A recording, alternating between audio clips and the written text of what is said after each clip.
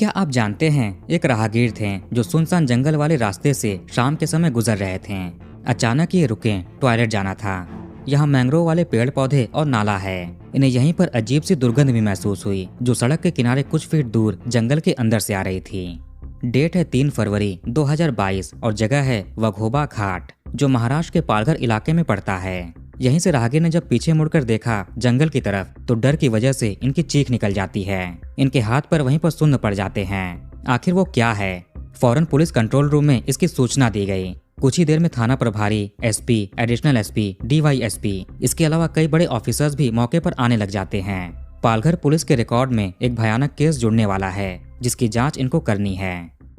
नमस्कार दोस्तों, तो क्या हाल चाल है आपके? आज हम बात करने वाले हैं पिंकी कैरोल मिस्किटा केस के बारे में। इस घटना की शुरुआत होती है महाराष्ट्र के मुंबई से करीब 115 किलोमीटर दूर पालघर नामक इलाके से। ये कोंकण डिवीजन में आता है। ये जगह प्राकृतिक सौंदर्य से भरपूर है जहाँ काफी टूरिस्ट भी आते हैं। यहाँ डेयरी प्रोडक्ट्स, राइस और फ्रूट्स का काफी प्रोडक्शन होता है। इसी पालघर थाना क्षेत्र में वघोबा घाट है जहाँ काफी घने जंगल, हेयरपिन मोड़ वाले रोड हैं। 3 फरवरी 2022 शाम के करीब 5:30 बजे के आसपास का समय होगा जब एक लोकल स्थानीय शख्स इसी रास्ते से होकर गुजर रहे थे। तभी इनको टॉयलेट लगा, यहाँ रुके। इसी बीच एक अजीब सी दुर्गंध नाले के पास से आने लगी। रोड से लगभग 15 फीट दूर पानी के अंदर झाड़ियों में कोई इंसान फंसा हुआ था। राहगीर ने फौरन कंट्रोल रूम में इसकी सूचना दी। पालघर थाने से एक टीम मौके पर पहुंची। आखिर माजरा क्या है? धीरे धीरे सूरज भी ढल रहा था, अंधेरा हो रहा था। पालघर थाने के सब डिविजनल पुलिस ऑफिसर बताती हैं कि वो कोई महिला थी जो 2 पाइपलाइन के बीच फंसी हुई थी। मौके पर सीनियर ऑफिसर्स भी आने लग जाते हैं। रेस्क्यू टीम को भी बुलाया गया उस महिला को बाहर निकालने के लिए। यहाँ प्रोफेशनल्स को भी केवल 15 फीट दूर जाने में काफी समय लग जाता है। ऐसी जगह थी। पता चला कि वो महिला इस दुनिया में नहीं रही। काफी दुर्गंध भी आ रही थी। ऐसा लगा जैसे काफी दिनों से, हफ्ते 2 हफ्ते से यहाँ पर पड़ी हो। सब डिविजनल पुलिस ऑफिसर के अनुसार उस महिला के कुछ अंग भी गायब थे, जैसे किसी जंगली जानवर ने नुकसान पहुंचाया हो। क्राइम टीम और फॉरेंसिक टीम को भी मौके पर बुलाया जाता है सबूत इकट्ठा करने के लिए। यह केस काफी बड़ा होने वाला था। ऑब्जर्व करने पर पता चला कि महिला के ऊपर किसी तेजधार चीज का भी इस्तेमाल किया गया होगा। ये भी लगा कि शायद ये 25 साल से ऊपर की होंगी। कपड़े भी वैसे ही पहन रखे थे जैसे कोई नौजवान पहनता है। हालांकि इनका चेहरा बिल्कुल भी पहचानने लायक नहीं था। जिसने भी घटना अंजाम दिया उसने चेहरा मिटाने की कोशिश की ताकि पहचान ना हो सके। जांचकर्ताओं ने उस जगह पर अच्छे से तलाशी भी ली, शायद कोई पहचान लायक चीज मिल जाए, कोई आईडी कार्ड, लीगल डॉक्यूमेंट। महिला के कपड़ों की भी तलाशी ली लेकिन कुछ नहीं मिला। अब पुलिस के लिए महिला की पहचान करना एक बड़ी चुनौती बन सकती है। इस जगह पर आसपास के लोकल लोग भी इकट्ठा होने लगे। पुलिस ने इनसे महिला के बारे में पूछा, शायद आसपास की होंगी, कोई पहचानता हो। उधर पालघर पुलिस स्टेशन में अननोन के खिलाफ IPC 302 का केस दर्ज हो चुका था। ये भी हो सकता है कि लड़की कहीं बाहर की होगी क्योंकि पास में मुंबई अहमदाबाद नेशनल हाईवे है। किसी और जगह से यहाँ पर लाकर ठिकाने लगाया गया होगा। पुलिस ने आसपास के दूसरे थानों में भी पता किया, कहीं कोई मिसिंग रिपोर्ट लिखाई गई हो, दर्ज कराई गई हो। महिला की उम्र 25 साल से ऊपर है और कम से कम हफ्ते 10 दिन से गायब होंगी। लेकिन आसपास के किसी और थाने में ऐसी कोई रिपोर्ट दर्ज नहीं हुई थी। इस केस को पालघर थाने के इंस्पेक्टर अपने हाथ में लेते हैं। वही इन्वेस्टिगेटिंग ऑफिसर बने। एसपी ने डीवाईएसपी की निगरानी में स्पेशल टीम का गठन कर दिया। उसको भी पालघर के इंस्पेक्टर लीड कर रहे थे। ये इलाका काफी सुनसान और घने जंगल वाला है। यहाँ पर तो स्ट्रीट लाइट भी नहीं है तो सीसीटीवी कैमरे कहाँ होंगे। रात में घना अंधेरा छाया रहता है। लेकिन इस जगह से आधा 1 किलोमीटर दूर पेट्रोल पंप है, बाजार शुरू हो जाते हैं, घर इत्यादि हैं। दूसरी दिशा में भी ऐसा ही कुछ है। वहां पर कैमरे लगे हो सकते हैं। पुलिस दोनों ही दिशाओं में कैमरे ढूंढने लगी। उस लड़की ने जिस तरह के कपड़े पहन रखे थे उसे कैमरे में स्पॉट करना थोड़ा आसान हो सकता है। घटना वाले स्थान के काफी सारे फोटोज लिए गए, वीडियोग्राफी की गई। यहाँ उसी समय मीडिया के लोग भी पहुंच गए थे और न्यूज को कवर करने लगे। इनिशियल इन्वेस्टिगेशन के बाद महिला को JJ हॉस्पिटल भिजवा दिया गया पोस्टमार्टम जैसी जांच के लिए। लेकिन उससे पहले महिला की पहचान पता करनी है। एक तय समय में अगर पहचान पता नहीं हुई, घर वाले नहीं मिले, तो पुलिस अपनी तरफ से पोस्टमार्टम की फॉर्मेलिटीज पूरा करती है। कई केसेस में तो अंतिम संस्कार भी पुलिस को करना पड़ जाता है। पालघर से निकलकर पुलिस ने मुंबई की तरफ रुख किया। वहां के भी पुलिस स्टेशंस में इंफॉर्मेशन साझा करते हैं, मिसिंग कंप्लेंट्स के बारे में भी देखते हैं। ये सब कुछ 12 घंटों के अंदर चल रहा था। इसी में ही एक इन्फॉर्मेशन पालघर पुलिस को पता चली। लगभग हफ्ते भर पहले 26 जनवरी 2022 को सेंटा क्रूज थाने में एक गुमशुदगी की रिपोर्ट दर्ज कराई गई थी। उसमें भी एक लड़की है जिसकी उम्र बताई गई 28 साल। उसकी कद काठी, पहनावे, कपड़े, रंग रूप पालघर में मिली महिला से मैच कर रहा था। कहीं ये वही तो नहीं? उस लड़की का नाम पता चला Pinky carol Miskita. Santa cruise इलाके में विले पार्ले वेस्ट करके लोकेलिटी पड़ती है। वैसे एक मराठी शब्द है गाँवथन। इसकी मीनिंग होती है ऐसा गांव या ऐसा इलाका जो काफी सेंचुरीज पुराना हो, वहाँ नेटिव कम्युनिटी के लोग रहते हों। विले पार्ले में भी ऐसा ही कुछ गाँवथन है जहाँ पर एक छोटे से फ्लैट में पिंकी उर्फ कैरोल मिस्किटा रहा करती थीं। घर में केवल इनकी माँ है कैथरीन, जिनकी उम्र 56 साल है। जब कैरोल काफी छोटी थीं, 3 साल की थीं, तब इनके पिता का स्वर्गवास हो गया। उसके बाद से माँ ने अकेले अपनी इकलौती संतान पिंकी का पालन पोषण किया। माँ किसी फैक्ट्री में नौकरी करती थी जिससे घर का खर्च निकलता। इनका संघर्षपूर्ण जीवन था। बेटी को पढ़ाया लिखाया। पिंकी ने भी आगे चलकर घर की पूरी जिम्मेदारी उठा ली। मतलब अब यही जॉब करने लग जाती हैं। मीडिया के अनुसार ये बीपीओ कॉल सेंटर में काम करती थीं। घर के आसपास थोड़ी थोड़ी दूर इनके कुछ रिश्तेदार लोग भी रहते हैं। आसपास के पड़ोसियों के साथ भी इनकी अच्छी बनती थी। कैरोल के पास घर में एक पेट डॉग भी था जिससे ये बहुत प्रेम करती। उसकी इंस्टाग्राम आईडी भी बना रखी है। कजन सिस्टर्स के अनुसार कैरोल एक खुश मिजाज और मेहनती लड़की थी। 24 जनवरी 2022 सोमवार का दिन रात के लगभग 10 बजे कैरोल अपनी माँ कैथरीन से कहती हैं कि इनका मलाड में एक डॉक्टर से अपॉइंटमेंट है, मेडिकल रिपोर्ट्स दिखाने हैं। वैसे कैरोल पिछले कुछ दिनों से थोड़ी परेशान थीं, काम पर भी नहीं जा रही थीं। मीडिया के अनुसार एक और बात है, कैरोल की अगले 1-2 हफ्तों में एक बड़ी कंपनी में अच्छी जॉब भी लगने वाली थी। तो डॉक्टर से अपॉइंटमेंट का बोलकर कैरोल अपना लैपटॉप वाला बैग लेती हैं और एक स्कूटी से निकल गईं। शहरों में लोग देर रात तक भी जगते हैं, इसलिए रात के 10 बजे जांच कराने जाना कोई बड़ी बात नहीं। अब इधर माँ अपनी बेटे के घर लौटने का इंतजार करने लगी। धीरे धीरे रात के 12 बज जाते हैं। अब करीब 12:20 पर कैरोल ने अपनी माँ को कॉल किया। बोला कि जल्दी ही घर लौट आएंगी, चिंता मत कीजिए। लेकिन यहाँ पर चिंता की बात थी क्योंकि अगली सुबह हो जाती है। 25 जनवरी आ गया, लेकिन बेटी घर नहीं लौटी। रात के 12:20 पर बेटी ने स्वयं अपनी माँ को कॉल किया था। वही आखिरी बार है जब माँ की कैरोल से बात हुई। उसके बाद उसका मोबाइल फोन स्विच ऑफ हो चुका था। वैसे पिंकी कभी ऐसा नहीं करती थी, फोन बंद नहीं करती। उसे पता है कि घर पर माँ अकेली है, वो परेशान होंगी, और वो कभी भी इतनी देर तक घर से दूर भी नहीं रहती। जब भी जाती तो कुछ घंटों में लौट आती। क्योंकि उसके पास पेट डॉग है, उससे मिले बिना नहीं रह सकती। कैथरीन जी थोड़ी परेशान हुई और इन्होंने अपने भाई बहन यानी कैरोल के मामा, मौसी, उसकी कजन सिस्टर्स सबको बारी बारी कॉल करने शुरू किए। उनको सारी चीजें बताती हैं। कैरोल की 2 कजन बहनें हैं, सरिता और मेलोरीना। उनसे भी वो काफी करीब थी, हर बातें शेयर किया करती। मगर कल वो कहाँ गई उसके बारे में कुछ भी नहीं बताया। इसी 25 जनवरी के दिन माँ कैथरीन कुछ जानकारों के साथ सेंटा क्रूज पुलिस स्टेशन जाती हैं। ये लिखित में तहरीर भी लेकर गई थीं कि बेटी लापता है, उसका पता नहीं चल रहा, मोबाइल बंद है, इनकी सहायता कीजिए। उन दिनों सेंटा क्रूज की पुलिस ने निर्भया हेल्पलाइन करके एक स्पेशल यूनिट का गठन किया था। वो लोग उसी के उद्घाटन और प्रचार प्रसार में बिजी थे। अब यहाँ पर आयरनी देखिए, निर्भया हेल्पलाइन बनाया ताकि महिलाओं की सुरक्षा और भी अच्छे से की जा सके। इसी बीच कैरोल की माँ कैथरीन बेटे की गुमशुदगी की तहरीर लेकर थाने पहुंची। पुलिस ने सीधे ही बोल दिया, अभी उसको 24 घंटे भी नहीं हुए हैं, बाद में आइए। हो सकता है कि कहीं वो दोस्तों के साथ घूमने गई हो, पिकनिक पर गई हो, या अपने प्रेमी के साथ भाग गई हो। वो कोई दूध पीती बच्ची तो है नहीं, आ जाएगी, चिंता करने की कोई जरूरत नहीं। काफी रिक्वेस्ट करने पर वो लोग तहरीर तो ले लेते हैं, मगर कंप्लेन फाइल नहीं की। परिजन घर लौट आए। इन्होंने अपने लेवल पर बेटे का पता लगाने की कोशिश शुरू कर दी। कैरोल के जितने भी दोस्त थे, जहाँ पर काम करती थी, हर जगह पर पता किया गया। कैरोल के कई दोस्त भी उसे ढूंढने में लग जाते हैं। गायब होने की खबर धीरे धीरे पूरे इलाके में भी फैली। कम्युनिटी के लोग भी इसमें जुड़ते हैं। अनीता शेट्टी नाम की एक लोकल सोशल एक्टिविस्ट हैं जो कुर्ला की रहने वाली हैं। वो परिवार की फैमिली फ्रेंड हैं। जब उन्हें पता चला कि कैरोल से कांटेक्ट नहीं हो रहा तो वो भी घर पर पहुंची। इनको जनता की सेवा करते हुए कई साल बीत चुके थे, जिससे इनके कई बड़े बड़े ऑफिसर्स तक भी पहुंच हो गई थी। 26 जनवरी के दिन वापस से परिवार के लोग सेंटा क्रूज थाने पहुंचे। इससे पहले ही अनीता जी ने बड़े ऑफिसर्स को सूचित कर दिया था। इसके चलते 26 जनवरी को सीनियर इंस्पेक्टर मिसिंग रिपोर्ट दर्ज करते हैं। इसके बावजूद भी ये लोग शांत बैठे रहे, कोई खास कदम नहीं उठाया। कैरोल के एक कजन भाई ने मीडिया के सामने कैमरे पर बताया, 25 जनवरी को पता चला कि बहन गायब है। 26 जनवरी को रिश्तेदारों का फोन आया। उनकी आवाज में उदासी थी। वो कंप्लेन करने के लिए थाने गए थे और पुलिस ने कहा कि लड़की भाग गई होगी, आ जाएगी। सोशल एक्टिविस्ट अनीता जी के अनुसार आमतौर पर जब इन्वेस्टिगेशन शुरू होती है तो उसमें पुलिस परिवार से बात करता है, उनसे गाइड लेते हैं कि क्या क्या हो सकता है, क्या हुआ होगा। लेकिन यहाँ पर ऐसा कुछ भी नहीं था। कब पुलिस ने जांच शुरू की, परिवार को पता नहीं चला। उल्टा परिवार जाकर पूछता तो कुछ बताते भी नहीं।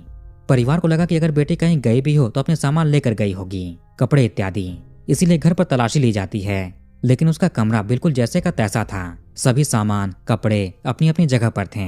माँ के अनुसार बेटी साफ सफाई का बहुत ध्यान रखती थी। रोज नहाकर साफ कपड़े पहनती। कम से कम दिन में 3 बार वो कपड़े चेंज करती। ऐसे बिना कपड़े लिए घर से जाना पॉसिबल नहीं। घर पर जब परिवार के लोग तलाशी ले रहे थे उसी दौरान इनको कैरोल की एक डायरी में 2 पन्नों का लेटर मिला। ये कैरोल की हैंडराइटिंग थी, उसी ने लिखे थे। अब उस लेटर में क्या था ये आपको आगे बताते हैं। ये लेटर भी परिवार ने सांता क्रूज पुलिस को दिए। हो सकता है कि इससे कोई क्लू मिल जाए। कैरोल की मां कैथरीन और आंटी विक्टोरिया परेरा के अनुसार पुलिस शुरू से ही इस केस को हल्के में ले रही थी। अनीता शेट्टी जी ने कहा कि लोग स्वयं बोलते हैं पुलिस को कि सीसीटीवी फुटेज चेक कीजिए। घर के आसपास कई दुकानें हैं जहां पर कैमरे भी लगे थे।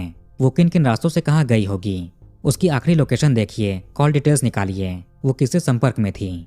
कथित तौर पर पुलिस ने कहा कि लोकेशन और कॉल डिटेल की रिपोर्ट आने में कई दिन लगते हैं, इंतजार कीजिए।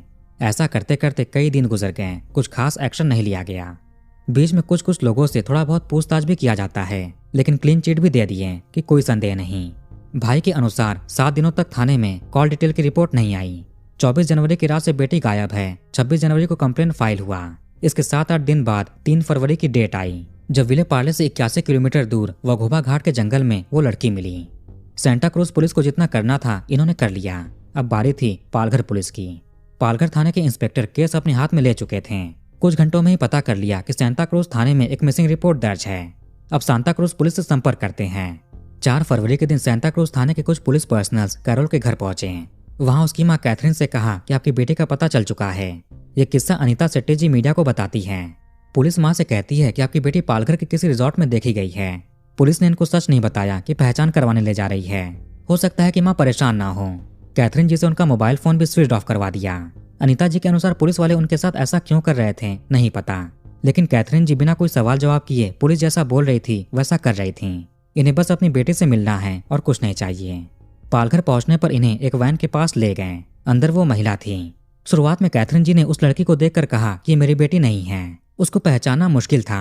उस महिला के कमर पर हार्ट और बटरफ्लाई के टैटू बने हुए थे। कैरोल ने भी सेम तरह के टैटू सेम जगह पर बनवा रखे थे। ये माँ को अच्छे से याद है। 4 साल पहले किसी दोस्त के कहने पर बेटी ने वो टैटू बनवाया था। तब उसको 3-4 दिनों तक दर्द भी रहा, वो परेशान रही, इसीलिए याद है। बेटी के पैर के कुछ उंगलियों में क्रूक्ड फिंगर सिंड्रोम थे और ये बचपन से ही था, जन्म से। इसके अलावा कैरोल ने घर से निकलते समय जो कपड़े पहन रखे थे वही इस महिला ने भी पहने थे। इन सब चीजों से कैथरीन जी ने पहचान की कि इनकी बेटी कैरोल है। ये काफी रो भी रही थी। पुलिस ने इनको संभाला, बाकी रिश्तेदार भी पहुंचे। अब जेजे हॉस्पिटल में पोस्टमार्टम करवाया जाता है। पोस्टमार्टम के दौरान डॉक्टर्स को महिला के हृदय के पास एक मेटल का टुकड़ा मिला, जैसे किसी तेजधार चाकू का अगला हिस्सा हो, पर उसका पीछे का हिस्सा यानी कि हैंडल गायब था। यानी घटना अंजाम देते समय चाकू का हैंडल निकल गया होगा और चाकू का अगला हिस्सा सीने के पास फंस गया। गले पर भी तेज धार के निशान मिले। पालघर पुलिस ने जांच में तेजी की। कैरोल की मां और बाकी सबसे बात किया। इनको किसी पर संदेह हो। सांता क्रूज पुलिस से भी इंफॉर्मेशन लेते हैं, उनको भी अपनी जांच में कुछ पता चला हो। परिवार ने उस लेटर के बारे में बताया जो खोजबीन के दौरान घर में मिला था। ये कैरोल ने अपने प्रेमी जिको मिस्किटा के लिए लिखे थे। जिको मिस्किटा कैरोल से 1 साल छोटा है, 27 साल का है। यह भी विले पार्ले में रहता है। इसके पिता अंसलेम मिस्किटा कैटरिंग का काम करते हैं। इनका फियोना डेकोरेटर्स और कैटरर्स के नाम से बिजनेस है। शादी विवाह और बाकी फंक्शंस में सजावट, कुकिंग इत्यादि का काम करते हैं। इनका ये बिजनेस काफी अच्छा भी चल रहा था। कैरोल और जिको चूंकि सेम इलाके के रहने वाले हैं और सेम कम्युनिटी से भी बिलोंग करते हैं, इसलिए काफी लंबे वक्त से दोनों में जान पहचान थी। लेकिन पिछले 5 साल से 2017 से ये एक दूसरे को डेट कर रहे थे। जब पता चला कि कैरोल गायब है तब जिको भी परिवार के साथ उसको ढूंढने में लगा हुआ था। कुर्ला में कैरोल की बीमार नानी रहती है। कैरोल के मामा जी के साथ जिको 2 बार कुर्ला भी गया उसको ढूंढने के लिए। जिको ने कैरोल के परिवार को यह भी बोला कि हर तरह से आपके साथ है, पुलिस अगर मदद के लिए बुलाए तो उनको असिस्ट करने भी जाएगा। कैरोल की मां और बाकी परिजन शुरू से ही जिको पर संदेह जाहिर कर रहे थे। लेटर मिलने के बाद शंका और बढ़ा, जिसके बाद सांता क्रूज की पुलिस इसको पूछताछ करने के लिए थाने बुलाती है। इसे 10 मिनट बाद किए होंगे, उसके बाद क्लीन चिट दे दिया। उस दौरान जिको ने पुलिस को बोला कि 15-20 दिन पहले इनका ब्रेकअप हो गया है, तब से ये पूरी तरह से अलग हैं, इनका अब कोई संपर्क नहीं। कैरोल ने जो 2 पेजेस का लेटर लिखा था वो इसी घटना पर आधारित है। वो चाहते थे कि लाइफ में दोनों साथ में आगे बढ़ें, कभी अलग ना हो। एक दूसरे के बीच कभी कभार अनबन हो जाती है, जो एक तरह से प्यार का ही हिस्सा है, लेकिन अलग होना ठीक नहीं। आप ये समझिए कि लेटर में कैरोल ने ऐसी बातें लिखी थी जो झगड़ा या ब्रेकअप होने के बाद प्रेमी प्रेमिका के बीच मनाने के लिए वापस पहले की तरह होने के लिए लिखा जाए। पुराने समय का जिक्र हुआ था जब साथ में समय बिताते हैं, लंबी बातें करते हैं, घूमने जाते हैं। 5 साल से साथ हैं, जिंदगी भर साथ निभाएंगे। अगर झगड़ा हो जाए तो शांति से बैठकर सॉल्व कर लेंगे, अलग होने की जरूरत नहीं। अगर परिवार हमारे प्यार को स्वीकार ना करे तो साथ मिलकर उनको मनाएंगे। आखिर में लिखती हैं लव यू माई वेम्पायर। तो इस लेटर और प्रेमी जिको के बारे में पालघर पुलिस को पता चला। लेकिन चूंकि सेंटा क्रूज की पुलिस उसे ऑलरेडी क्लीन चिट दे चुकी है, इसलिए पालघर पुलिस को सावधानी से आगे बढ़ना है। ऐसे ही वापस से बुलाकर पूछताछ नहीं कर सकते और भी सबूत इकट्ठा करने पड़ेंगे। सीसीटीवी की जांच तो चली रही थी। पालघर में खनी वड़े करके एक इलाका पड़ता है जहां टोल प्लाजा बना हुआ है। यहीं पर 25 जनवरी की बिल्कुल भोर में 114 पर एक स्कूटी वगोबा घाट की तरफ जाते हुए दिखाई दी। ये फुटेज कैरोल की फैमिली को दिखाकर पहचान करते हैं।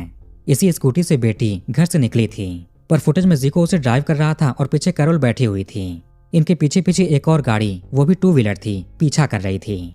पुलिस ने पहले और बाद के फुटेज चेक किए, उसमें भी दूसरी 2 व्हीलर कैरोल जीको को फॉलो करते हुए चल रही है। पुलिस ने कॉल डिटेल्स और लोकेशन भी निकाला। लोकेशन में जीको और कैरोल साथ साथ चलते हुए दिखाई दिए। आखिरी लोकेशन इसी टोल प्लाजा के पास की थी। उसके बाद कैरोल का फोन बंद हो गया। इसके अलावा घटना से एक दिन पहले कैरोल और जीको के बीच 5 बार कॉल पर बात हुई थी, पर जीको तो बोला था कि ब्रेकअप के बाद से संपर्क नहीं। फिर बात कैसे हो रही है, और ये लंबी बातें थीं जो पिछले कुछ दिन से दोनों में चल रहे थे। अब पालघर पुलिस जीको को अपने साथ ले गई पूछताछ करने के लिए। जो 2 व्हीलर गाड़ी उस घटना वाली रात इन्हें फॉलो कर रही थी, उस पर एक आदमी बैठा हुआ था, कुमार देवेंद्र। ये 30 साल का है और जीको का बचपन का दोस्त है। ये विरार का रहने वाला है। जीको के पिता का जो कैटरिंग का बिजनेस था, उसमें देवेंद्र भी जुड़ा हुआ था, वहां पर ऑड जॉब्स करता। पालघर पुलिस ने 12 घंटों के अंदर इन दोनों को पकड़ लिया और सबूत सामने रखकर पूछताछ की। थोड़ी आनाकानी करने के बाद दोनों एक कहानी सुनाते हैं। कैरोल की कजन बहन के अनुसार 2017 से बहन और जीको एक साथ हैं। दोनों एक दूसरे से बहुत प्यार करते थे। कैरोल तो उसके लिए पागल हो चुकी थी। उसने कजन बहन और माँ से भी जीको को मिलवाया था। ये लोग भी शादी करवाने को तैयार थे। माँ कैथरीन को भी कोई प्रॉब्लम नहीं थी। माँ के अनुसार जीको बेटी से मिलने के लिए घर पर भी आता था। सोचा कि दोनों एक दूसरे से प्यार करते हैं, शादी भी करना चाहते हैं, फिर दिक्कत की क्या बात होगी। कुछ पड़ोसी भी जीको को कैरोल के घर के आसपास देखा करते हैं। ऐसे करीब 5 साल बीत जाते हैं। मीडिया के अनुसार जीको अपनी माँ को कैरोल के बारे में बताता है, लेकिन माँ को वो पसंद नहीं आती।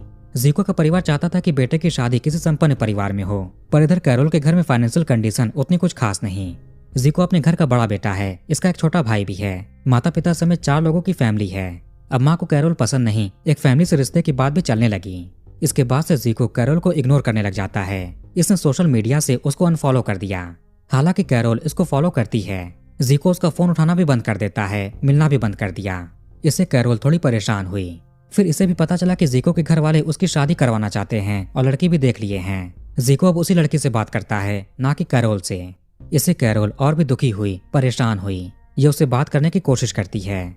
इसी में झगड़ा हो गया दोनों में, जिसके बाद कहीं ना कहीं ब्रेकअप हो गया। ये क्रिसमस के आसपास की बात होगी। कैरोल की कजन सिस्टर्स के अनुसार ये सभी बहनें क्रिसमस पर शॉपिंग करती, बाहर घूमने जाती, खाने पीने जाती। लेकिन पिछले क्रिसमस पर कैरोल ने ऐसा कुछ नहीं किया, वो उदास थी। पुलिस के अनुसार कैरोल ने वो 2 पेजेस का लेटर क्रिसमस के बाद लिखा होगा, हालांकि उसमें डेट नहीं लिखा था। कैरोल उदास थी। बहन एक हफ्ता उसको ऑब्जर्व करती हैं और फिर पूछती हैं कि बात क्या है, पर वो कुछ बताती नहीं है, जबकि हर बात शेयर किया करती थी। कहीं ना कहीं बहन समझ गई कि जीको के साथ झगड़ा हुआ। बड़ी बहन के नाते छोटी बहन को समझाती हैं कि जीको से दूर रहो, वो ठीक नहीं, लाइफ में आगे बढ़ो। लेकिन कैरोल नहीं सुनती। वो उससे ही प्यार करती है तो अलग कैसे होगी। बहन के शादी की उम्र भी हो रही थी, जिससे रिश्ते भी आया करते हैं, लेकिन कैरोल उन रिश्तों से इनकार कर देती। शादी करेगी तो केवल जीको से, लेकिन अब जीको किसी और से शादी करना चाहता था। 24 जनवरी 2022 की रात को 10 बजे जीको ने कैरोल को मिलने बुलाया। विले पार्ले में ही दोनों मिले। जीको भी अपनी 2 व्हीलर से था। विरार फाटा में देवेंद्र इनको ज्वाइन कर लेता है। अब देवेंद्र जीको की 2 व्हीलर चलाने लगा और जीको कैरोल की स्कूटी। कैरोल इसके पीछे बैठ गई। ये लोग साथ में मुंबई की अलग अलग जगह घूमते हैं, समय बिताते हैं। जीको ने कहा चलो लॉन्ग ड्राइव पर चला जाए। पहले इन्होंने केलवा बीच जाने की प्लानिंग की, लेकिन फिर वगोबा घाट के लिए निकले। तभी कैरोल रात के 12:20 पर अपनी माँ को कॉल करके बोलती है कि जल्दी ही घर आ जाएगी। 114 पर ये लोग टोल प्लाजा पर दिखे। वगोबा घाट पहुंचने के बाद एक बड़े से पत्थर पर कैरोल और जीको बैठते हैं और बात करते हैं। थोड़ी ही दूरी पर देवेंद्र अपने 2 व्हीलर के साथ खड़ा था। इसी बीच वापस से जीको और कैरोल के बीच शादी को लेकर झगड़ा हुआ। कैरोल को जीको से शादी करनी है, लेकिन इसकी शादी कहीं और तय हो गई। झगड़ा बढ़ा और गुस्से में जीको कैरोल के गले पर हाथ रखता है। कुछ देर में वो शांत पड़ गई। उसके बाद देवेंद्र की सहायता से उसे रोड के किनारे नाले में ठिकाने लगा दिया। वो पत्थरों के बीच में जाकर फंस जाती है। उसकी सांसें अभी भी चल रही थीं। उसके बाद जीको और देवेंद्र नाले में उतरे। मीडिया के अनुसार देवेंद्र चाकू निकालता है और उस पर चलाता है। इसी बीच चाकू का हैंडल निकल गया और चाकू फंस गया। फिर देवेंद्र ने वो हैंडल साइड में फेंक दिए। अब कोई पहचान ना सके इसलिए जीको बड़ा पत्थर उठाकर चेहरा खराब करता है। जीको ने कैरोल का लैपटॉप, बैग, मोबाइल सब कुछ ले लिए। मोबाइल फोन को स्विच ऑफ कर देता है। उसकी स्कूटी भी ले लिया। देवेंद्र अपनी 2 व्हीलर से निकला और जीको कैरोल की स्कूटी से। ये मुंबई अहमदाबाद हाईवे पर गए। यहीं एक झाड़ी में कैरोल की स्कूटी को छिपा दिया। फिर देवेंद्र की 2 व्हीलर पर बैठकर सीधे मुंबई आए। यहाँ पर जीको एक जानकार को इलेक्ट्रॉनिक डिवाइसेस देता है कि इसमें से सारा डेटा इरेज कर देना। देवेंद्र को उसके घर पर छोड़ा, फिर 2 व्हीलर लेकर अपने घर विले पार्ले आ गया। अभी सुबह के 6 बज रहे थे। घर आकर जीको सो जाता है। पुलिस के अनुसार दोनों आरोपियों को जरा भी पछतावा नहीं था। घटना अंजाम देने के बाद इनकी लाइफ फिर से नॉर्मल हो गई। पालघर पुलिस के पूछताछ करने पर देवेंद्र कहता है कैरोल वही डिजर्व करती थी। जीको इसका बचपन का दोस्त है, उसके लिए कुछ भी करेगा। अगले महीने इरला की रहने वाली एक लड़की से एंगेजमेंट होने वाली थी। कैरोल को कई बार समझाया कि दूर रहो, जिंदगी से चली जाओ, फिर भी वो नहीं सुनती और परेशान करती। ऐसा एक पुलिस ऑफिसर ने मीडिया में बताया। दोनों में कोई पछतावा नहीं दिखा। जीको के पिता एक अखबार को बताते हैं कि इनके बेटे ने गुस्से में सब कुछ किया। हालांकि जीको से पुलिस ने पूछा तो उसने भी कहा कि गुस्से में किया, लेकिन ये लोग घूमने गए थे तो घर से चाकू लेकर क्यों गए? घर पर कैटरिंग का काम होता है तो वहीं से चाकू उठा लिए थे। अब चाकू क्यों लिया इसका जवाब नहीं दे पाए। अचानक से जीको ने कैरोल से बात करने शुरू कर दिए थे।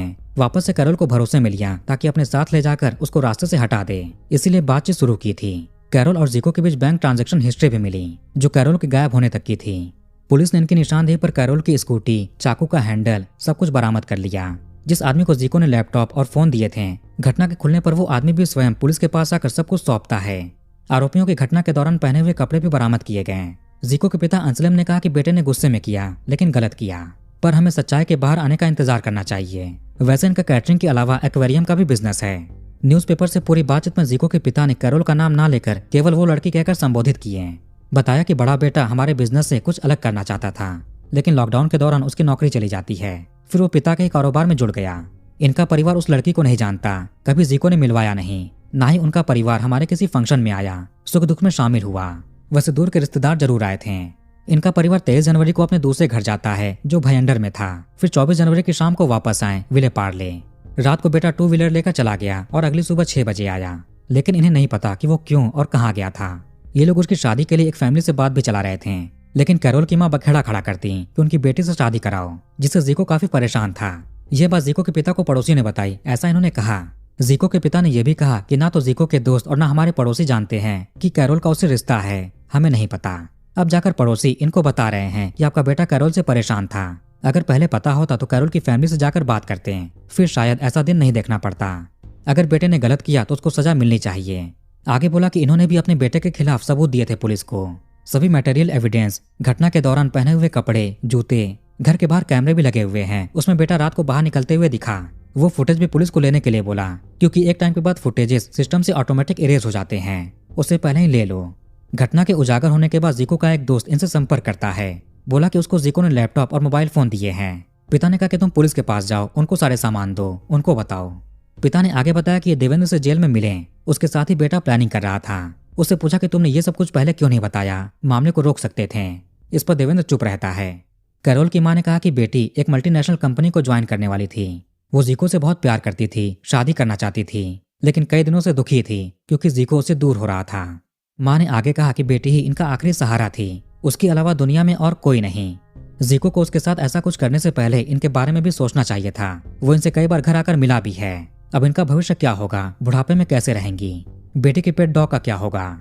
4 फरवरी को विले पार्ले के सेंट फ्रांसिस जेवियर चर्च में कैरोल का अंतिम संस्कार हुआ, यानी दफन कर देते हैं। 6 फरवरी के दिन करीब 500 लोग कैंडल मार्च में हिस्सा लिए। आरोपियों को कड़ी से कड़ी सजा देने की मांग की और सेंटा क्रूज की पुलिस ने जो शुरुआत में लापरवाही दिखाई उस पर भी कार्रवाई हो।